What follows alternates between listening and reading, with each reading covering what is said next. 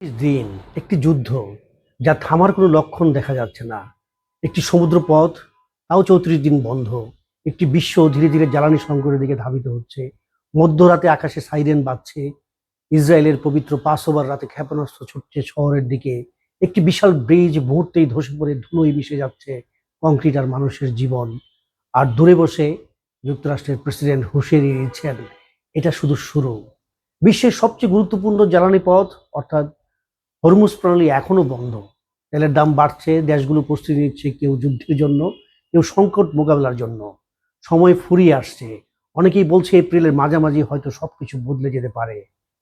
আসুন জেনে নেই ইরান যুদ্ধের 34তম দিনের 10টি গুরুত্বপূর্ণ তথ্য। ইরান যুদ্ধ 34তম দিন। আজকে আমাদের এই তথ্যগুলো জানা দরকার। নাম্বার 1, ট্রাম্প ইরানের সবচেয়ে বড় ব্রিজ ধ্বংসের একটি ভিডিও পোস্ট করে আরও হামলার হুমকি দিয়েছেন। যুক্তরাষ্ট্র এবং ইসরায়েলের হামলায় তেহরান ও কারাজের মাঝখানে B1 ব্রিজ ধ্বংস করা হয়েছে, যা মধ্যপ্রাচ্যের সবচেয়ে উঁচু ব্রিজ হিসেবে পরিচিত। এতে 8 জন নিহত এবং 95 জন হতাহত হয়েছেন। ডোনাল্ড ট্রাম্প ট্রুথ সোশ্যালে ভিডিওটি পোস্ট করে লেখেন, ইরানের সবচেয়ে বড় ব্রিজ ভেঙে পড়েছে, আর কখনো ব্যবহার করা হবে না, সামনে আরও আছে। সে আরও বলে, এবার ব্রিজ, এরপর বিদ্যুৎ কেন্দ্র, এবং ইরানকে সতর্ক করেন দ্রুত চুক্তি করতে। ইরান এতে কোনো সাড়া দেয়নি।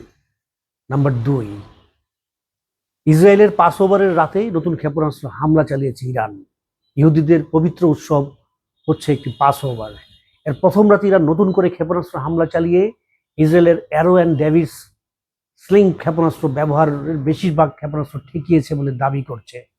তেল আবিবের কাছে 11 বছরের এক শিশুসহ 14 জন আহত হয়েছেন।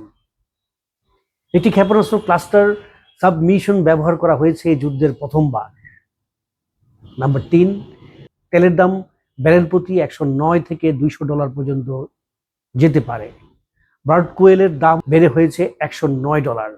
রাশিয়ার ইউরাল ক্রুড $123 থেকে $45 পৌঁছেছে। অনেক বিশ্লেষক বলছেন, হরমুজ প্রণালী যদি বন্ধ থাকে তাহলে এপ্রিলের মাঝামাঝি তেলের দাম $200 পর্যন্ত হয়ে যেতে পারে।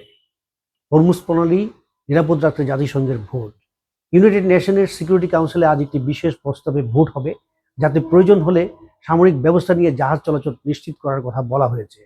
এই প্রস্তাবটি দিয়েছে বাহরাইন। নাম্বার 5, 40টি দেশ হরমুজ প্রণালী খুলে দেওয়ার দাবি জানিয়েছে।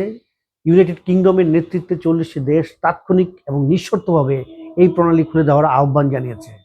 যুক্তরাষ্ট্রের পররাষ্ট্রমন্ত্রী এই ঘোষণা দিয়েছে। নাম্বার 6, ইরান বলছে যুক্তরাষ্ট্রের দাবি অযৌক্তিক। কোনো আলোচনা নেই।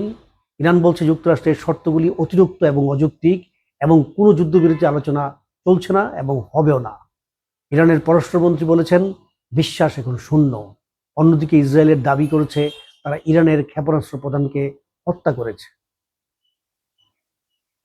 7, ইরানের প্রেসিডেন্ট সরাসরি আমেরিকানদের উদ্দেশ্যে চিঠি লিখেছেন। তিনি বলেছেন, ইরানের জনগণের সাথে আমেরিকানদের কোনো শত্রুতা নেই, এবং প্রশ্ন তুলেন এই যুদ্ধ কি আমেরিকা ফার্স্ট নীতির সঙ্গে সামঞ্জস্যপূর্ণ কিনা। 8, একজন জ্যেষ্ঠ ইরানি রাজনৈতিক বিমান হামলায় আহত। লক্ষ্যভিত্তিক হামলায় একজন সিনিয়র ইরানি কর্মকর্তা আহত হয়েছেন বলে জানা গেছে। ইন্টারনেট ব্ল্যাকআউট থাকায় বিস্তারিত তথ্য পাওয়া যাচ্ছে না। 9, চীন এই যুদ্ধকে আন্তর্জাতিক আইনের লঙ্ঘন বলেছেন। চীনের পররাষ্ট্রমন্ত্রী বলেছেন, যুক্তরাষ্ট্র ইসরায়েলের হামলা আন্তর্জাতিক আইনের লঙ্ঘন। তিনি পরিস্থিতি নিয়ন্ত্রণে আনতে জাতিসংঘকে পদক্ষেপ নেওয়ার আহ্বান জানিয়েছেন। সর্বশেষ 10, মধ্য এপ্রিলের আগেই বড় তেল সংকটের আশঙ্কা করছে সারা বিশ্ব। বিশ্বে এখন প্রতিদিন 4.5 থেকে 5 মিলিয়ন ব্যারেল তেলের ঘাটতি, যা মোট সরবরাহের প্রায় 5%। এটি দ্বিগুণ হলে ইতিহাসের সবচেয়ে বড় তেল সংকট সৃষ্টি হবে বিশ্বব্যাপী। ইন্টারন্যাশনাল এনার্জি এজেন্সি এর ইতিহাসের সবচেয়ে বড় জ্বালানি নিরাপত্তা সংকট বলছে। ফিলিপাইনে জ্বালানি জরুরি অবস্থা ঘোষণা করা হয়েছে, আর অস্ট্রেলিয়ায় নতুন জ্বালানি নিরাপত্তার পরিকল্পনা চালু করছে। সর্বশেষ এবং সারসংক্ষেপ, 34 দিন যুদ্ধ চলছে, হরমুজ প্রণালী এখনো বন্ধ, তেলের দাম $109, ইসরায়েলের পাসওভারের রাতে হামলা, এবং জাতিসংঘের গুরুত্বপূর্ণ ভোট সামনে।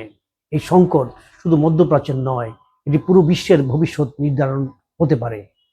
এভাবে প্রতিদিন আপডেট পেতে আমাদের সঙ্গে থাকুন এবং নিরাপদে থাকুন।